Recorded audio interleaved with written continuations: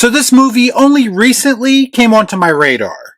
And unfortunately, it's because of fake outrage online about AI technology being used in the film to create a handful of still images. Now, I'll be the first one to say that I don't think AI technology should have a major role in the filmmaking process. But when it comes to them using it to create 3 still images that you will probably miss if you blink, I really don't give a shit about that. And it's unfortunate that this is what the conversation around this movie has mostly been about. Because if you take a closer look, this very much feels like a horror movie with something to say. Let's discuss. I watch so you don't have to.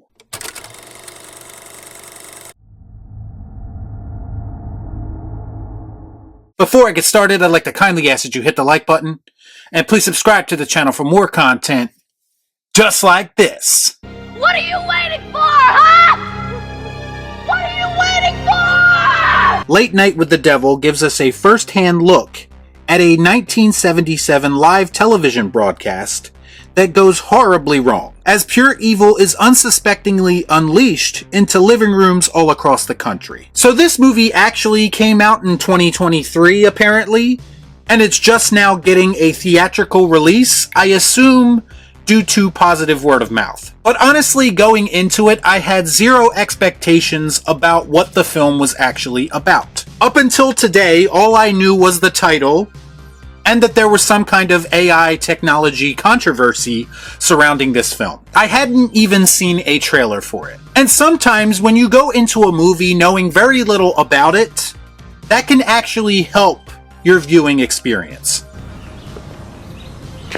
That makes sense. I'm going to be 100% honest with you guys about this movie like I always am. And the only reason I say that is because the more traditional horrific moments in this film, as I was watching it initially, weren't really doing anything for me. When we think about all of the movies that have been made over the past 10 years about demon possession, you are going to have to do something earth-shattering to make your movie stand out from the pack if you want to go that same route. And this movie very much does make itself stand out, but not in the way that I expected it to. When it comes to your pure horrific moments, we have a demon-possessed child who has a demon-possessed voice, and there's a lot of neck snapping and throat slashing, and the things you've come to expect from stories like this. Whoopie do.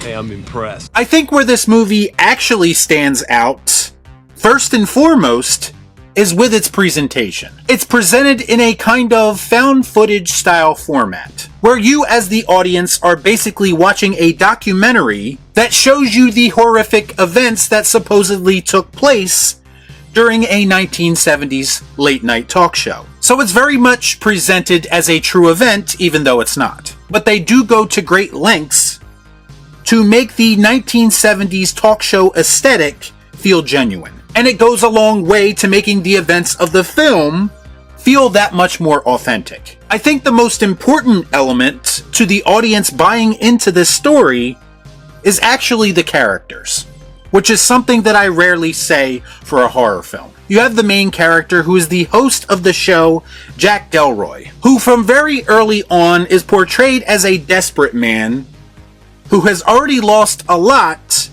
and is in danger of losing a lot more. So he is willing to go to great lengths to make his show the success that it once was.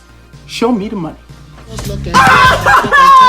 And this to me is where the film starts to toy with the idea of some deeper messaging that goes beyond what your traditional horror film would typically offer. I kind of started to ask myself as I saw this man manipulating and extorting people for his own personal gain. And this led me to think that am I not supposed to be taking the title of this film so literally? Is Late Night with the Devil actually referencing the host and not the demon-possessed child who he has on his show? And these are the type of questions that I really didn't expect to start asking myself as I was watching this film. I think the messaging behind this film is actually what turned me around on it mid-viewing, especially if you take into consideration what happens in this film in the last 10 minutes or so, where not only hits the fan, but it's also easily the most thought-provoking part of this entire movie.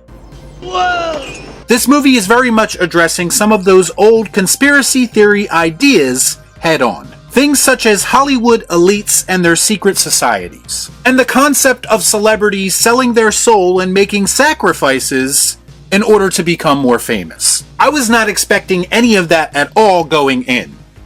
And as the film goes on and we get closer and closer to that finale, things started to get more and more clear. And it made me start to think, is this one of those movies where I'm going to gain more and more appreciation for it the more times that I watch it? Even with the supporting cast of characters, everyone who exists in this story serves a purpose. They have a paranormal skeptic on the show who is doing his best to debunk all of the weird shit that's happening. And it feels very premeditated to include a character like this because you are giving the audience a reason in film to stick around, instead of just running out of the door screaming like they probably should be doing. We're gonna die! How many times have we seen characters in horror movies, or even more specifically found footage movies, who stay involved in these dangerous situations probably longer than they should? It feels like this movie used that character to address that logic gap head on. Another couple of characters that stood out to me was the possessed girl and her handler. And to me, the parts where the girl was actually possessed